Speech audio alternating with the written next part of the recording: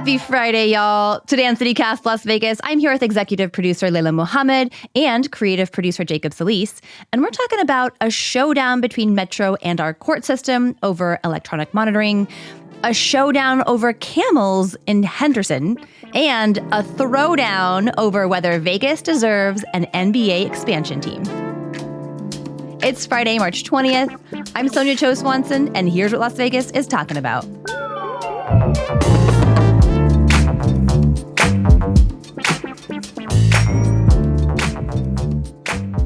Layla, Jacob, welcome. Good morning. And you might have heard in the intro, listeners, that Jacob Solis, a frequent contributor to the pod, has a new title, creative producer Jacob Solis. Oh, yes. Glad to be here. We have brought Jacob officially onto the team at CityCast Las Vegas. Into the fold. And it feels good to be in the fold. I just, happy to put on the creative producer hat. We're really excited to have Jacob onto the team. He's already hit the ground running and, he knows the podcast so well and knows our listeners. And hopefully our listeners will welcome him with open arms as he's on the pod more frequently. Yeah, get ready to hear a lot more of me. Oh, we can't wait to hear more of your dulcet tones, Jacob. That velvet voice. I literally have a friend from high school who shouts out your voice every time you're on the podcast. He texts me. So, Jorge, if you're listening, you're going to hear a lot more Jacob. You're welcome. Yeah, this one's for you, Jorge. Yay! Jorge, shout out. All right. So today, instead of the hot headline, we're going to talk about a new podcast from CityCast Headquarters. It's a national podcast called Your City Could Be Better. Brilliant episodes. Our CEO, David Plotz, talks with hosts from across the network. And actually, this week, a little Vegas representation. We've got former CityCast Las Vegas host and current contributor, longtime Nevada attorney, David Figler. He's talking about that Prump Brothels Union. You guys remember the news about this? We did that episode about the brothel workers unionizing or attempting to unionize. So he's going to talk about it on the national platform. This is a podcast that's going out to the entire country. So take a listen to that. It's going to be a great conversation. Mm-hmm.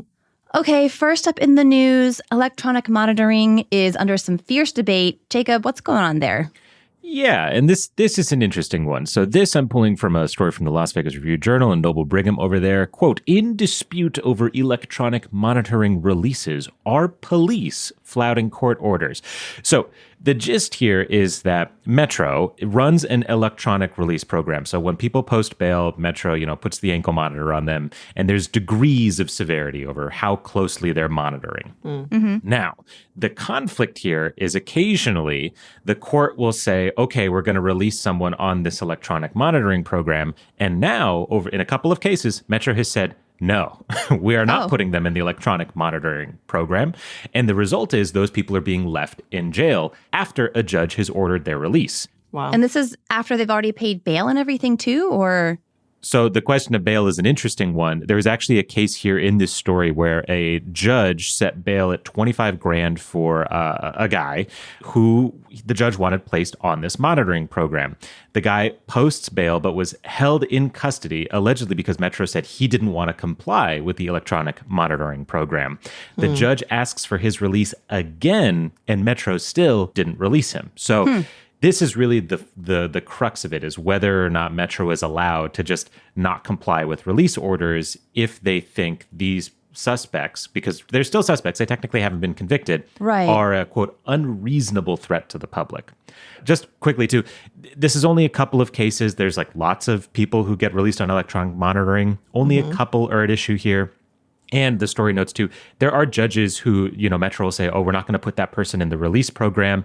And the judge will review the case again and say, okay, yeah, I agree with Metro.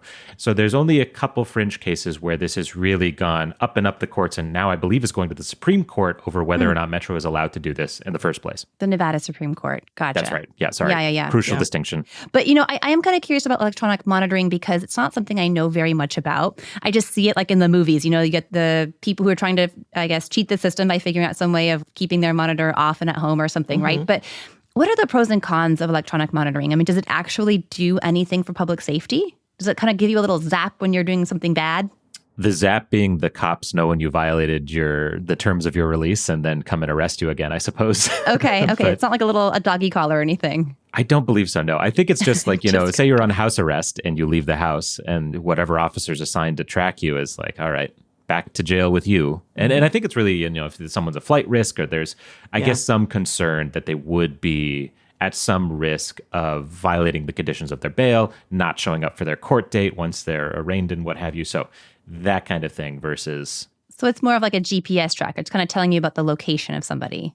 Yeah. Electronic monitoring is kind of designed to be a middle ground, I think, to let people await trial but not in jail. And it can, you know, reduce overcrowding, save money apparently, and allows people to keep their job and family together. With electronic monitoring, they can allow you to go home and to work. It's if you go outside of those spaces, then, you know, someone's going to come get you. Is there a downside to this monitoring? Well, from Metro's point of view, it's an extra thing they have to do. And so there are cases in which, like, the sheriff has complained that the court is saddling them with having to track people on house arrest when they could just be in jail. And so if Metro thinks that person is sort of sufficiently dangerous or they suspect them of being sufficiently dangerous, the view of the sheriff has been to this point, well, we ought to just be able to keep those people in jail. And a court shouldn't have to tell us that we have to put them on house arrest, which is this extra burden and requires manpower and all these extra things. Yeah. But also keeping them in jail also requires manpower and is also an extra burden on the taxpayers. Also true. Yes. Right. And then this article is really also about this showdown between the courts and Metro, because it sounds like the courts are like, do this, and Metro's like, nah. And the courts are like, excuse me? Oh, yeah. Defense attorney Do-Won Kong is quoted in the article as saying, "This is the collapse of our civilization if Metro is openly defying our courts." Is that fair? It might be lightly hyperbolic, but I get where he's coming from, right? Where like the court system does rely on a level of trust between judges and the people who enforce the law, right? In this case, the cops and prosecutors and things of that nature. So if the judge says to do something, the whole point of having a judicial order is that you gotta do it. That you can appeal it to a different judge to try and get a different decision. But if a judge tells you something, you gotta do it. If the cops decide that they no longer have to follow judicial orders, there's a slippery slope here, right? Where, okay, in this case, they can argue that this particular person was a danger and that's why they didn't follow the court order. But if they're allowed to not follow any court orders, well, then surely Metro could possibly concoct some lower grade situation where, say, they don't want to release someone who was arrested for protesting, for instance, and that kind of situation. That's not what's happening here. To be clear, it's all hypothetical. But when he's saying this civilizational breakdown, I suppose that's what could happen. So sort of like the foundation of our democracy being this separation and this balance of powers. Yeah, the power struggle there. And it reminds me of what we're seeing at a federal level, kind of ignoring court orders. And I don't know, as a citizen, you know, it makes me a little worried. Like, what is the purpose of our courts if they're just going to be ignored? Yeah. Yeah, in some sense, it's like a judge made this decision because multiple parties came before the judge and argued their case. And the judge said, all right, understanding all of that, here's my decision. Versus, you know, a guy at a desk at Metro being like, I don't think so. Like, what is the validity of the guy at Metro's decision over the judge? Because the judge had everyone arguing. And frankly, Metro was arguing. Metro could have argued to the judge beforehand that they didn't think that this was argue to the judge beforehand. Yeah. And if the judge made their decision, well, the judge made their decision. This case could be a sign of the system working, actually, though, because it is going to the Supreme Court. And to figure out this power struggle, like who should decide, the courts or law enforcement, who gets released on this electronic monitoring program. And I guess the Supreme Court will have the final say there. Sure. But in the meantime, I mean, the Metro should be complying with the judge's order and not openly defying it or flouting it. And I think that's sort of the argument here, right, is that like until the Supreme Court makes its decision, the ruling of the judge or the decision of the judge should be what stands. So we'll keep an eye on this case and keep following what happens in the Nevada Supreme Court.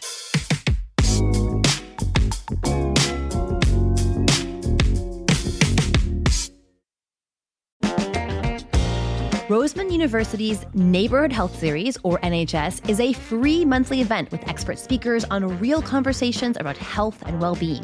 It's free to attend, open to the public, and includes a complimentary meal. These are big picture conversations on global health, prevention, and collaboration across professions. So join the event March 26th in person at Roseman's Summerlin campus or virtually via Zoom. This month features founding Dean Catherine Fogelberg and looks at Roseman's proposed College of Veterinary Medicine. As Roseman takes steps towards opening Nevada's first College of Veterinary Medicine, this is a chance to learn why veterinary care matters for all of us and not just our pets. Learn how veterinarians play a major role in healthcare teams, including supporting animal, human, and environmental health. So join Roseman in person at the Summerlin campus or virtually via Zoom. Register now at speakers.roseman.edu. Okay, next showdown is over camels in Henderson. This blew my mind, Layla. What's going on? Yeah, so this story is actually getting a surprising amount of attention, and it involves two camels named Moses and Abraham. They belong to Nancy Roas, a local business owner who runs a traveling petting zoo that's been around since 1997, and not to date myself, but that's literally as long as I've been alive. For years, these camels have been part of the community, appearing at schools, festivals, seasonal events. They're a part of nativity scenes. But now their future in Henderson is uncertain because of how the city defines exotic animals. The issue came to a head in 2024 when a Henderson animal control officer inspected Roas's property and determined that the camels were considered exotic and therefore not permitted under current city rules. Roas strongly disagreed, and she says, quote, "I'm fighting the fact that this is not an exotic animal. An exotic animal is a wild animal, like a gorilla, giraffe, chimpanzee. This is a domesticated species, and they've been domesticated for 1,000 years." Now this case is heading to the Henderson Planning Commission with a key meeting scheduled for April 16th. Officials will decide whether to grant a conditional use permit that will allow the camels and potentially dozens of other animals on the property to stay. Meanwhile, community support is growing with a petition gaining traction as residents rally behind the animals. At its core, it's kind of about how cities define exotic animals and how the regulations will evolve. Henderson Planning Commission actually has sided with Nancy Ruas about roosters, and last year permitted her to keep her roosters in her rural Henderson property. Interesting. Roosters are a tough one because people really don't love roosters as their neighbors because they are loud at the crack of dawn. Exactly. Yeah, the Planning Commission last year ruled that in certain parts of Henderson, roosters could be allowed, but you're not going to see roosters in like the Green Valley area. Yeah. Fair. It's so funny, like when our rural areas just kind of butt up against these like fast growing developments kind of encroaching on that rural lifestyle. Yeah. It's an interesting facet of Vegas growth. This is just fascinating to me. And especially the argument over whether or not a camel counts as exotic. Because look, she's got a point. A camel's basically a horse to some degree. In lots of parts of the world, it's just a horse. In Northern Nevada, they have the camel races. Like, this is a thing. Yeah. However, in the article that we reference here, there is a video, and she brings a camel to a park, and people stop in their tracks and are like, "Ayo, that's a camel." And I think if you have an animal in a park and people's reaction is to stop in their tracks, that counts as an exotic animal. Now, is it dangerous? That's a different, Okay, well, should be allowed to have it, sure. There's exotic that's like, whoa, exotic. Like we're talking about like exotic dancer, exotic outfit. Yeah. That's an exotic car. There's ways to think of exotic, but then there's the classification of exotic animal, which that's what I'm curious about. Like, what does that actually change for Nancy? Like, if her animal is classified as exotic, how does that change how she's able to care for them or what she's supposed to do? Yeah, well, we're referencing the 8 News Now story, which they have great, lots of puns in their video and great video. Gotta love the local news puns. So recommend clicking on their link. But so what that would change for Nancy is there's specific guidelines over safety, veterinary services that they need to see, and environment that she'll have to get permits for an exotic animal that's different from a domesticated animal for her camel. So she is saying that she would actually leave Henderson because it's like them saying, get rid of your kid to stay in Henderson. And she said she would pack up and find another place to operate her business. Wow. I can imagine it just would be really expensive because I would assume, and this is a bit of speculation here, but if you have this higher standard for what an enclosure looks like for an exotic pet, it might look more like their natural environment, a little more space to roam around. You know, that's the idea. Yeah. Think about the lion habitat in Henderson. Right. That is, they follow strict rules for exotic animals to house exotic animals. Gotcha. And so that would, I don't think Nancy is wanting to go to that level of a sanctuary. Interesting. But if you look at, against Jacob's point, with people stopping in the park and being surprised, if you watch the video on 8 News Now, this camel is rolling around in the grass like a dog. Oh my God. So it's Just hanging yeah, out. and it doesn't seem, some animal owners with really aggressive dogs seem more frightening than this lady with a camel. True. And I think that's the distinction is exotic doesn't necessarily capture whether or not an animal is dangerous, I think. Yeah. Because Or like a a nuisance. tiger, exactly. Like a tiger or even a rooster is a different situation than a camel, which I return to just being kind of like a horse. It's a weird horse. Yeah, it's a weird horse. Dromedary, a weird, I suppose. bumpy horse. Yeah. How would you feel if your next door neighbor kept camels? I mean, like, what about like an elephant, right? Like, I guess where's the line for you for what would be a neighborhood pet? Yeah, an The elephant would feels be a weird one, yeah. Yeah, an elephant feels like a completely different category. I think I would be like worried that like, hey, are you gonna walk across and destroy my fence and yard? Right. A camel, like I don't see a threat or a danger from a camel. Maybe that's because I don't know enough about the danger of camels. I Spit at do you, hear that I they guess. spit. Yeah, I was right. going to say, Jacob, I think there's a little bit of spit going on there. But I think it would be actually like if I had kids and my neighbor had a camel, I think that would be exciting. Oh, yeah. I guess it depends where I am, Like if I'm in a condo complex and it's like, there's a camel walking around this, I don't know about that. Yeah. Fair. What's the line for you, Jacob? Like, what pet would you tolerate? What would you not tolerate?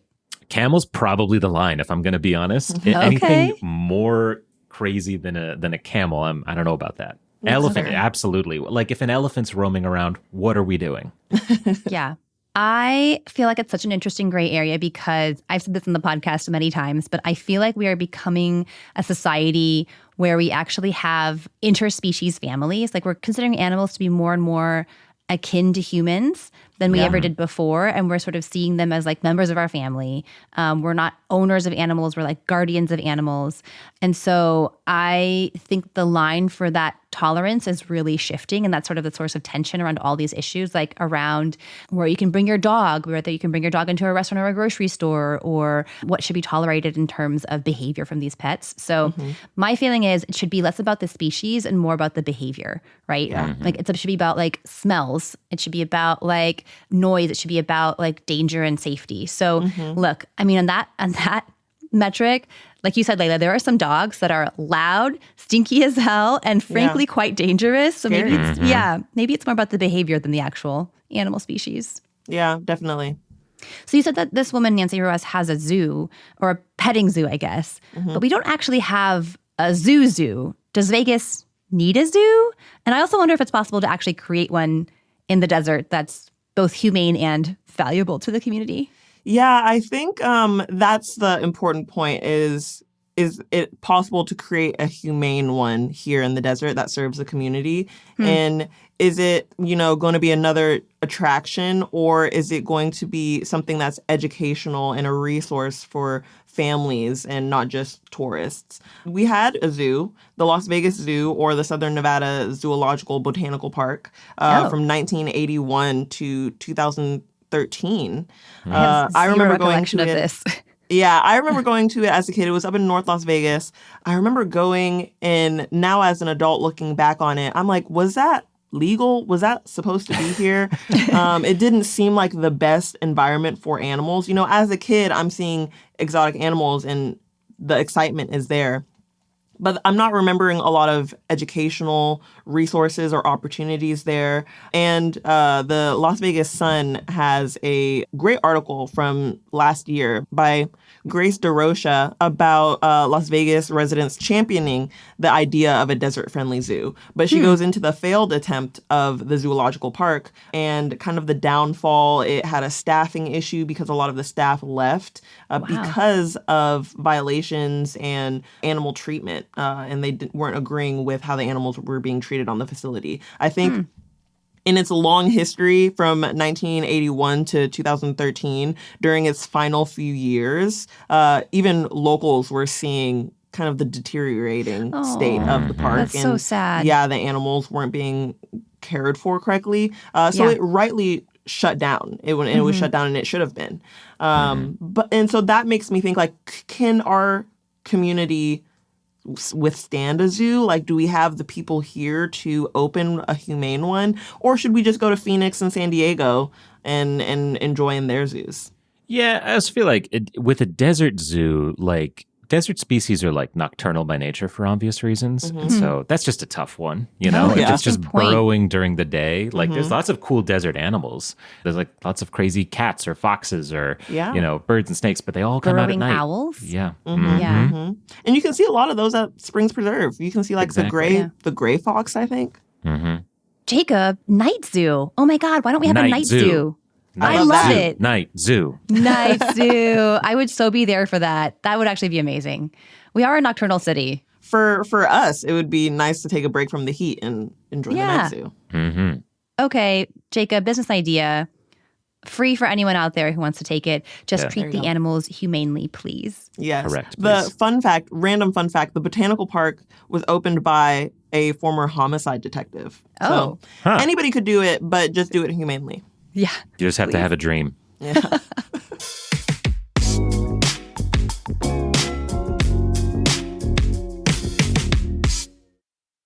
Okay, on to our third topic. There's been a lot of rumors floating in the wind about an NBA expansion team possibly coming to Las Vegas. This reporting comes from Mick Ackers at the Review-Journal. We already know that in February, Governor Lombardo met with Magi, which is an ownership group led by NBA Hall of Famer Magic Johnson. But as it turns out, Mick reports, they are not the only pursuer to woo Nevada. There's also Fenway Sports Group, which includes NBA star LeBron James, and a group that includes Golden Knights owner Bill Foley, also in the mix. And this is because it's starting to look like a vote on an NBA team coming to Vegas is imminent. A source told Mick that the NBA Board of Governors meetings are set for March 24th and 25th, and that's when they're going to talk about whether or not Vegas and Seattle get an expansion team. So if that vote happens, if they do vote, yes, okay, Vegas, you can have the team. We're going to expand the NBA. What happens next is they then go and talk to potential owners and civic leaders in Las Vegas about who kind of gets the rights to make this team. It is going to be pricey, though. The reported expansion fee is $7 billion to $10 billion. Whoa. Yeah. And that could actually happen as soon as the July NBA Board of Governors meetings during the NBA Summer League in Las Vegas. So a lot of stuff swirling, happening in Las Vegas, around Las Vegas. Y'all, we could have an NBA team in July. How do you feel about that? Who pays the $7 billion? It would be the ownership team, I believe. Is that right, Jacob? Yeah, it would be like buying a team. Like you're essentially buying the expansion franchise from nothing. And then we get a team, which is crazy.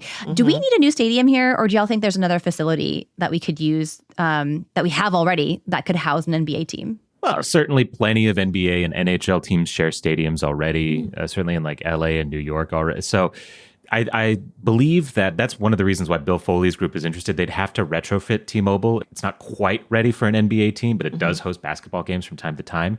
I think the question is whether or not that displaces other events that might happen at T-Mobile. Because obviously Vegas is Vegas. Things are happening everywhere all the time. And if you were having an event at T-Mobile, maybe you don't want to go to the MGM Grand Garden Arena instead. You know, it's a totally different vibe. Yeah, different vibe. Right. So but that's the seasonally, question. hockey, basketball, there's overlap, right? Yeah, they overlap quite neatly, actually. Both seasons start in the fall and end in sort of the late spring, early summer. I love the idea of an NBA team in Vegas because that's my sport. As much as, you know, football's cool, hockey's cool, women's basketball is amazing. I would love another basketball team, but I don't love the idea of another arena or stadium, especially on the Strip. If we build it maybe in Henderson, or they use one of the facilities in Henderson. I don't know if any facilities work, like even the ballpark. I don't know how sports works, but I would love to think that they can go into a stadium or arena that's already here. I feel like Vegas feels burned by the debate over the A stadium. And just to be clear, there has been no discussion of whether public funds will be used for any possible NBA stadium if that does come to pass. But I just feel like the public is just feeling really burnt out by that debate and frankly, debacle, in my opinion. So I don't know if we're ready for another one. Yeah, and I think this has honestly been a national conversation where I think for people who don't live in Las Vegas, there's this dubiousness of, the team's only going to Vegas is like a money proposition. Like the people there like essentially can't support another team. And I think that really comes from the Raiders, right? Where the Raiders move here from Oakland and it feels bad because it's a relocation. It's not an expansion team. Yeah. And the Knights came in with a lot of local support because of, obviously 2017 when they started playing was rough. But also the Knights were good right away and were competing for Stanley Cups right away. And so I think there's an organic... And the stadium was privately funded. It was not funded with public funds. Exactly. So the Knights have this, probably the only NHL team in the country that's more popular with its local fan base than the other teams that exist here. Wow. I don't know. Maybe that's speculative. Maybe the Raiders do have more fans here than the Knights do. But like, I honestly, based on Jacob's vibe stats, 100% agree. 100%. Yeah. So the NBA team, it's an expansion team, so that kind of feels better. But the danger with expansion teams is they're almost always terrible. Awful. Really? To start. Yes, historically speaking. Okay. And so unless the NBA changes their rules to make them good right from the bat, there's a question there. And the other question is, I don't know, what are there, like 8 or 10 NBA teams tanking like right now every single season to try and get better odds in the draft lottery? So it's like, is Vegas just going to tank? Are there enough NBA players to even support 2 more teams? I don't know. It's like lots of open questions. Yeah. Okay, so we know that there's a name floating in the wind out there for the team. It's a rumor, but they're saying that it could be the Scorpions. Out of 1 to 10, how are you rating the name Scorpions? And if it's not your favorite, what else should they name the team? I'd rate it like a strong 7. It's not bad, but I think we can get more inventive. Okay. From reading about the exotic animal story, I think like the desert tortoises would be fun. Oh. Yes. Or the wild foxes. Clunky. Short. I mean, it'd be basketball. It's a cute name though. And okay, desert tortoises. Exactly. So when you think of a desert tortoise, you don't think of like a tall, dunking NBA player. So that's where, that's where the wordplay comes in. Okay. I'm not buying it, Layla, but you have time to convince me. You have until July. Imagine how cute the mascot would be. I am more convinced. Yes. There you go. Yeah. Would the mascot have to like walk on all fours as to like very slowly to do their little dances? At first, and then when we score and then when we start winning, it gets on its 2 legs and then it starts dancing. Oh, I am even more convinced, Layla. Okay, you got me from I'm 0 to 2. Okay. The Scorpions is okay. I'll allow it, but it does feel like a sort of fake team that would be in a movie that you don't have the rights to like a real team to use. So don't love that. Instead, look, I'm sure there's some rights issues here, but can't they be like something Elvis related? Like imagine a cartoon Elvis as the mascot, like just a big-headed Elvis. What's more Vegas? We've claimed him. I understand Graceland is elsewhere, allegedly. So, but Allegedly. Elvis is ours. So that's my pick. We do own Elvis. It's true. Sorry, Tennessee, but absolutely not. Yeah. It's so Vegas, though. It's so kitschy. It is so kitschy. Sonia, what's your suggestion? I actually think that the Scorpions works for me. I like that they're small but terrifying and also fast, and they could like defeat their opponents. And that they also glow in the dark, which I didn't know like they're until recently. So I give Scorpions like a solid 8.5, maybe even a 9. Because think about all the cool glow in the dark merch you could create for that. Okay. And nocturnal, Jacob. We're nocturnal in Vegas. True. The black lights in the stadiums and the jerseys glow. That's a tip if you guys are having scorpion issues. Just take a black light outside and you can find all the scorpions. That's desert rat tip right there. Yeah.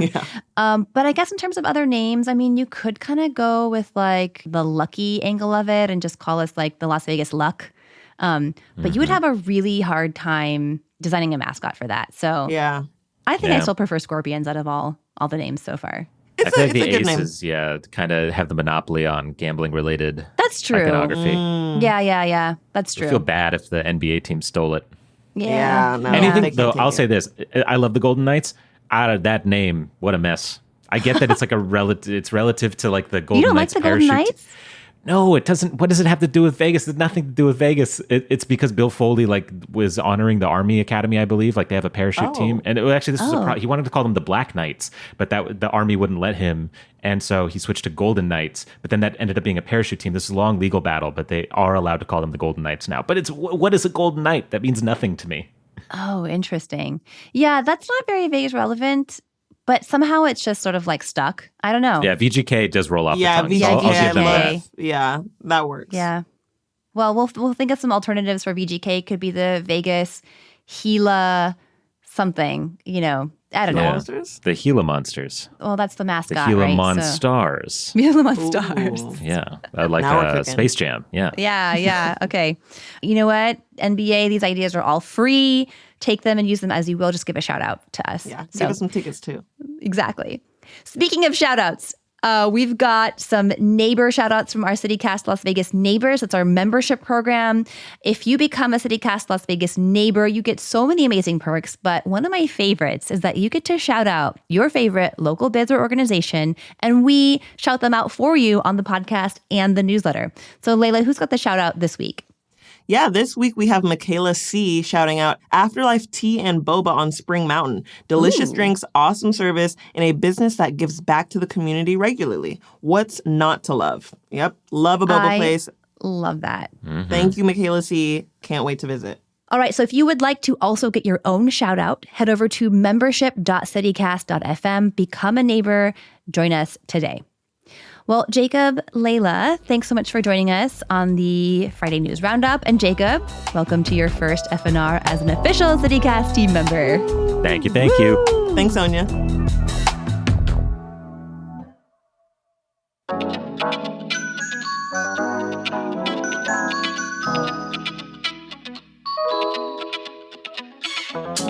And that's all for today here on CityCast Las Vegas. Our executive producer is Layla Mohammed. Our creative producer is Jacob Solis.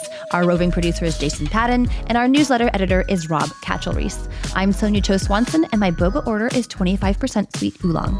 Music is by OG Moose, Epidemic Sound, Sven Lindvall, and All the Kimonos. We record this show on the traditional homelands of the Nubuvi, the Southern Paiute people. If you enjoyed the show, go tell a friend, rate the show, leave us a review, and subscribe to our morning newsletter. Don't forget, you can support this show and get some great perks of becoming a CityCast Las Vegas neighbor at membership.citycast.fm. We'll be back Monday morning with more news from around the city. Take care.